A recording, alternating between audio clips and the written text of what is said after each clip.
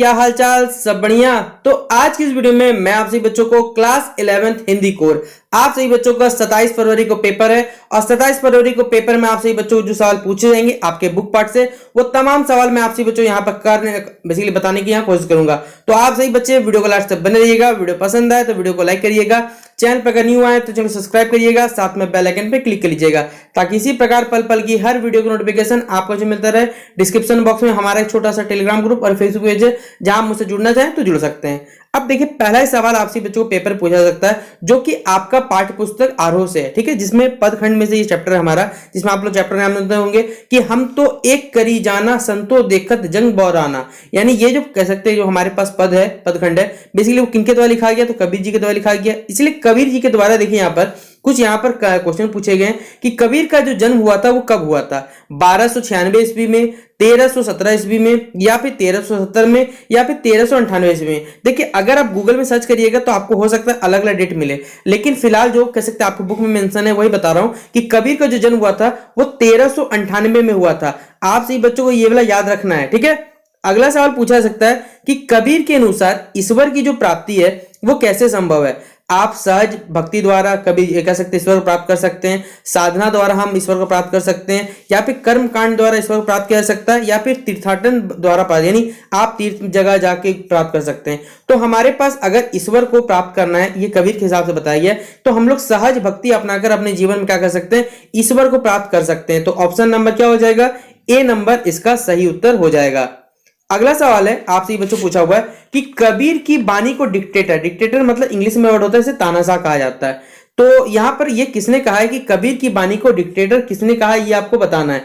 Option number A है Ramchandra Shukla, option number B Hazari Prasad Dwivedi, option number C Mahavir Prasad Dwivedi, और option number D आपके पास सोहन लाल द्विवेदी। तो किसने कबीर की वाणी को डिक्टेटर कहा है, याद रखिएगा वो है हजारी प्रसाद द्विवेदी। ऑप्शन नंबर क्या हो जाएगा, 2 नंबर इसका राइट आंसर होगा। अगला है आपसे बच्चों के लिए, ये मीरा चैप्टर से बेसिकली आपका, यानी कि मेरे तो गिरधर गोपाल दूसरों ना कोई, पग घुंघरू बांधी मीरा नाची, ये जो चैप्टर सेकंड नंबर है, इसमें पहला सवाल आपसे पूछा हुआ है कि मीराबाई ने अपना पति किससे स्वीकारा है, ये आपको बताना है। ऑप्शन नंबर दिया हुआ है श्री राम, ऑप्शन नंबर दिया श्री कृष्ण, ऑप्शन नंबर दिया हुआ विष्णु जी, और ऑप्शन नंबर डी दिया हमारे शिव जी। आपको पूछा हुआ यहाँ पर तो किसने मीराबाई ने अपना पति किससे स्वीकारा है, तो क्या हो जाएगा, श्री कृष्ण हो जाएगा। ऑप्शन नंबर 2 हो जाएगा इसका राइट आंसर। अगला सवाल है यहाँ पर, लोग मीरा को क्या कहते थे, ये आपको बताना है। बावरी कहा जाता था, कुलनासी कहा जाता था, सावरी कहा जाता था, या फिर दासी कहा जाता था। तो किस नाम से लोग कह सकते मीरा जी को, वो क्या कहते थे, बावरी कहते थे। ऑप्शन नंबर क्या हो जाएगा, ए नंबर इसका राइट आंसर हो जाएगा।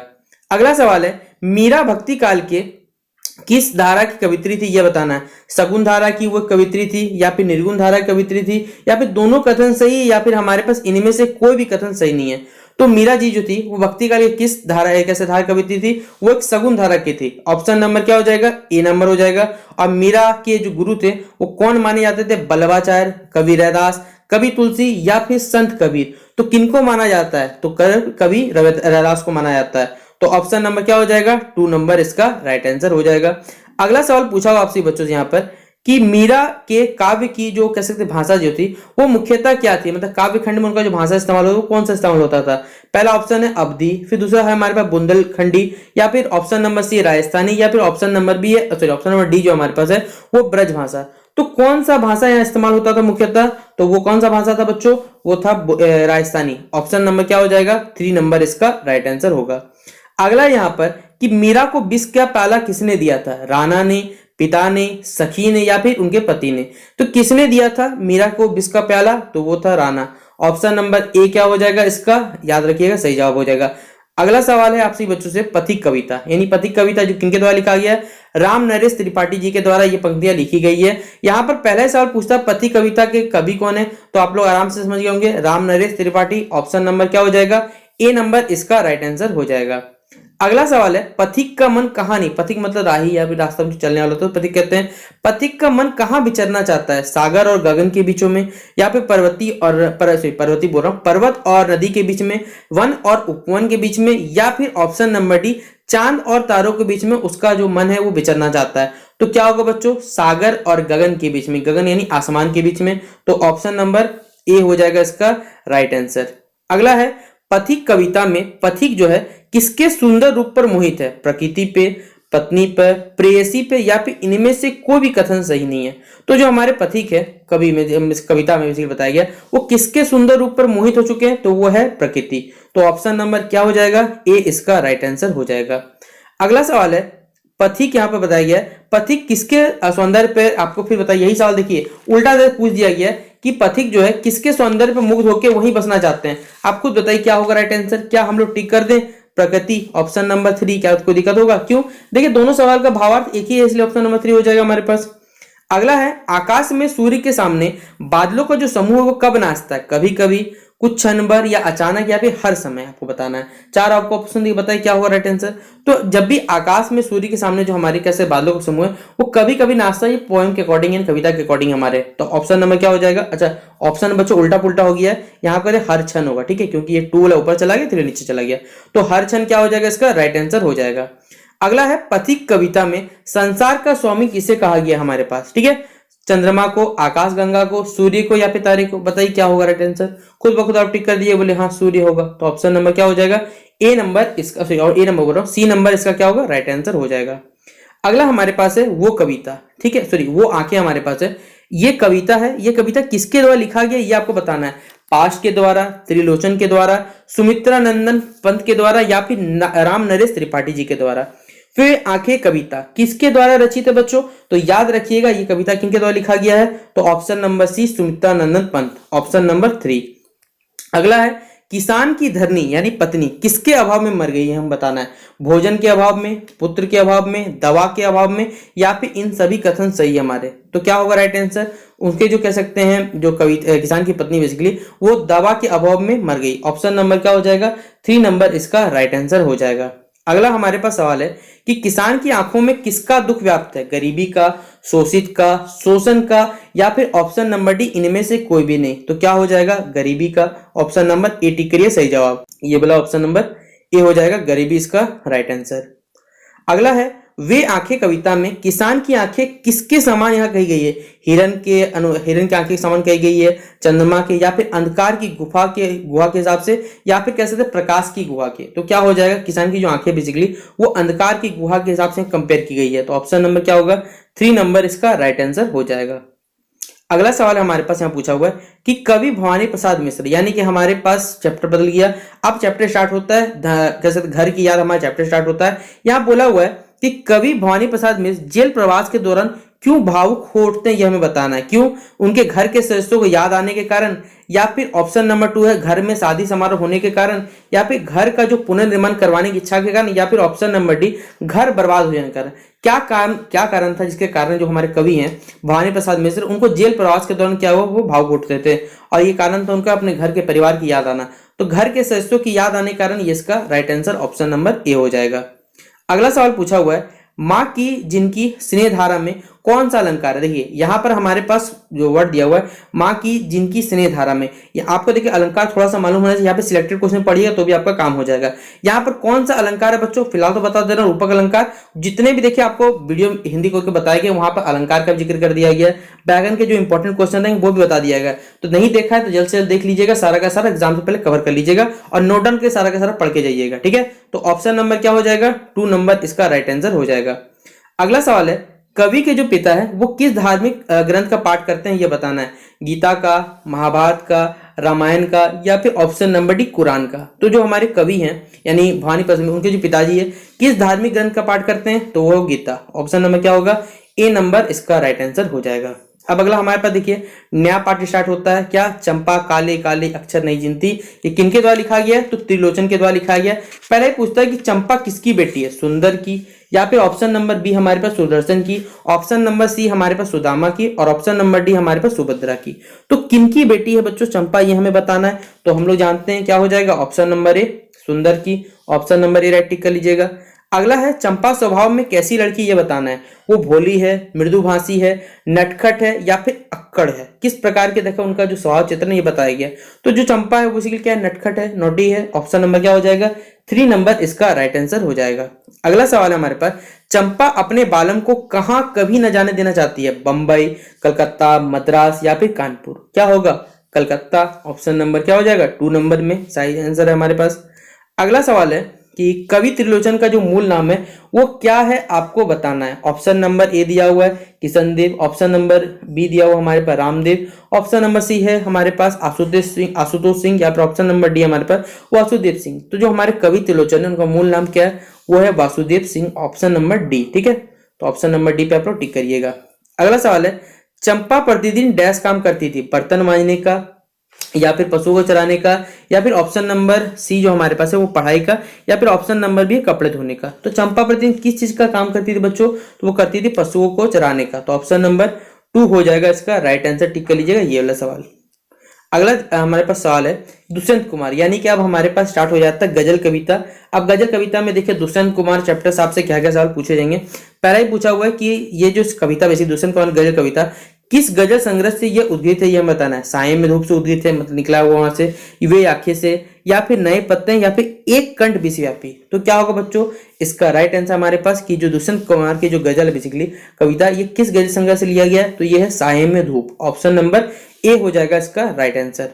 अगला सवाल है हमारे पास कि गजल के माध्यम से जो हमारे कविता है, ये कवि जो है वो क्या संदेश देना चाहते हैं। समाज सेवा का, जन जागृति का, आंदोलन का, या फिर इनमें से कोई भी कथन सही नहीं है। तो क्या कह सकते हैं यहाँ पर संदेश देना चाहते हैं, जन जागृति, लोगों को जगाने का ये संदेश दिया जाता है। तो ऑप्शन नंबर क्या होगा 2 नंबर इसका राइट आंसर होगा। फिर अगला है गजल में दुष्यंत का इशारा किसकी ओर है, विद्रोही की ओर, दीनहीन लोगों की ओर, राजनेताओं की ओर, या फिर जनता की ओर। तो उनका इशारा बताना है आपको किस ओर किया गया है। उनका इशारा किया गया जो विद्रोही है उनके ओर उन्होंने इशारा किया है। तो ऑप्शन नंबर क्या हो जाएगा, ए नंबर इसका राइट आंसर हो जाएगा। अगला सवाल है किस कवित्री को कन्नड़ की मीरा की यहाँ पर संज्ञा दी गई है। और ये वाला सवाल जो हमारे पास चैप्टर है, हे भूख तू मत मचल, हे मेरी जूही के फूल जैसे ईश्वर, ये किसके द्वारा लिखा गया है, अक्का महादेवी के द्वारा लिखा गया है। और ये जो कह सकते हैं जो कल्प हमारे पास कवित्री को कन्नड़ की कह सकते मीरा की संज्ञा दी गई है। और किनको दिया गया होगा बताइए, अभी आपको तो बता दिया नाम, क्या हो जाएगा अक्का देवी, या फिर कह सकते हैं अक्क देवी जिसे कहते हैं, अक्क महादेवी। ऑप्शन नंबर 2 हो जाएगा इसका राइट आंसर। अगला सवाल यहाँ पूछा हुआ आपसे बच्चों से कि अक्क महादेवी किस आंदोलन से जुड़ी हुई एक कैसे महत्वपूर्ण कवित्री थी, वैष्णव आंदोलन से, या फिर सख्त आंदोलन से, या फिर हमारे पास वीर शैव आंदोलन, या फिर ऑप्शन नंबर डी सिद्ध आंदोलन। तो वो किन से जुड़ी हुई थी, तो वो आंदोलन क्या था, वीर शैव आंदोलन, ऑप्शन नंबर 3। अगला है ईश्वर की समता किससे दी गई है, कमल के फूल से, गुलाब के फूल से, जूही के फूल से, या फिर ऑप्शन नंबर डी जो है वो गेंदे के फूल से दी गई है। तो ईश्वर की समता देखिए किससे यहाँ पर कंपेयर किया गया है, कमल का फूल, गुलाब का फूल, या फिर ऑप्शन नंबर सी हमारे पास क्या हो जाए जूही का फूल, या फिर ऑप्शन नंबर क्या होगा बच्चों हमारे पास गेंदा का फूल। तो राइट आंसर क्या होगा जूही का फूल, ऑप्शन नंबर 3 इसका सही जवाब होगा। अगला सवाल आपसे बच्चों पूछा हुआ है सबसे खतरनाक कविता के अनुसार क्या सबसे खतरनाक नहीं होता, मेहनत की लूट, पुलिस की मार, गद्दारी, लोग की मुट्ठी, या फिर इनमें से जो सभी कथन है वो सही है। तो हमारे पास क्या हो जाएगा बच्चों यहाँ पर कि सबसे खतरनाक कविता जो हमारे पास है अवतार सिंह पास के द्वारा लिखा गया है। और इसका राइट आंसर क्या हो जाएगा, ये सभी है, मेहनत का लूट बोली सभी कथन सही है। तो ऑप्शन नंबर क्या टिक करिए, डी नंबर टिक करिएगा। फिर सबसे खतरनाक कौन सी दिशा होती है यह हमें बताना है, जिसमें जंगल होते हैं, या फिर जिसमें आत्मा का सूरज डूब जाए, या फिर ऑप्शन नंबर बी जिसमें जल ही जल होता है, या फिर जिसमें उल्लू बोलते हैं। तो सबसे खतरनाक दिशा कौन सी होती है, जिसमें आत्मा का सूरज डूब जाए, ऑप्शन नंबर 2। अगला सवाल है आपसे बच्चों से पूछा यहाँ पर 36 नंबर में, आओ मिलकर बचाएं। ठीक है, ये कविता है बेसिकली हमारे पास जो किनके द्वारा लिखा गया, निर्मला पुतुल जी के द्वारा लिखा गया है। यहाँ पर पूछा कविता में किस समाज की बुराइयों को यहाँ पर संकेत किया गया है, विदेशी समाज, आदिवासी समाज, या महानागरीय समाज, या फिर कह सकते हैं हमारे पास ब्राह्मण समाज। किसकी यहाँ कह सकते हैं बुराइयों को संकेत किया गया है, वो आदिवासी समाज, ऑप्शन नंबर 2 टिक करिएगा सही जवाब। अगला सवाल हमारे पास, इसके रचयिता मैंने जस्ट आपको बताया निर्मला पुतुल, ऑप्शन नंबर 2 क्या हो जाएगा इसका राइट आंसर। अगला है कवित्री निर्मला पुतुल ने क्या बचाने का आह्वान किया, थोड़ा सा विश्वास, या फिर हमारे पास थोड़ा सा उम्मीद, या फिर थोड़े से सपने, या फिर ऑप्शन नंबर डी हमारे पास क्या हो गया इनमें सभी। लेकिन कवित्री निर्मला पुतुल जो है ना उन्हें क्या बचाने का आश्वासन दिया है, वो है थोड़ा सा विश्वास, ऑप्शन नंबर ए हो जाएगा इसका राइट आंसर। अगला सवाल है नमक का दारोगा पाठ के लेखक कौन है, आपको बताना है। अब यहाँ से देखिए हमारा पाठ्य पुस्तक शुरू होता है, और यहाँ पर पाठ्य पुस्तक से पहला ही सवाल पूछा गया कि कौन से हमारा नमक का दारोगा जो चैप्टर है वो पाठ के लेखक कौन है। हम लोग जानते हैं क्या सकते प्रेमचंद है। ऑप्शन नंबर खोज लेते हैं हम लोग, तो ऑप्शन नंबर क्या हो जाएगा 3 नंबर इसका राइट आंसर हो जाएगा। अगला सवाल है, प्रेमचंद जी का मूल नाम क्या था? पहले बात, प्रेमचंद जी का मूल नाम क्या था? हर बच्चा भी जानता है, धनपत राय। ऑप्शन नंबर क्या हो जाएगा? 2 हो जाएगा इसका राइट आंसर। अगला पूछेगा प्रेमचंद का जन्म कब हुआ था? तो याद रखिएगा 1880 में हुआ था, ये भी आपको याद रखना है। अगला हमारे पास सवाल है कि पंडित अलोपदीन की जो नमक लदी गाड़ियां थी वो कहाँ जा रही थी? रामपुर जा रही थी, लखनऊ जा रही थी, इलाहाबाद जा रही थी, या फिर कानपुर जा रही थी? कहाँ जा रही थी ये आपको बताना उनकी गाड़ियां, तो क्या हो जाएगा? कानपुर। ऑप्शन नंबर डी इसका राइट आंसर हो जाएगा। फिर अगला हमारे पास जो दूध का दाम है ये किसकी रचना है, ये हमें बताना है। प्रेमचंद की रचना है, जयशंकर प्रसाद जी की रचना है, जैनेन्द्र की रचना है, या फिर यशपाल की रचना है? तो ये किसकी रचना है? वो है प्रेमचंद की। तो ऑप्शन नंबर क्या हो जाएगा? ए नंबर इसका राइट आंसर हो जाएगा। अगला सवाल आपसे बच्चों से यहाँ पूछा हुआ है कि नमक का दारोगा पाठ में जो दारोगा है या फिर जो नायक है वो कौन है, आपको बताना है। ऑप्शन नंबर ए है पंडित अलोपदीन है, मुंशी बंशीधर है, या फिर मुंशी प्रेमचंद है, या फिर ऑप्शन नंबर डी इनमें से कोई भी नहीं है। लेकिन कौन है रियलिटी में? वो है मुंशी बंशीधर। तो ऑप्शन नंबर टी 2 टिक कर दीजिएगा इसका सही जवाब। अगला है, नमक का दारोगा कहानी में हमें क्या संदेश मिलता है, ये आपको बताना है। निर्भय होकर अपने कर्तव्य पालन करना है, समयानुसार कार्य करना है, सूझबूझ से काम करना है, या फिर इनमें से जो सभी कथन दिए गए वो सही है।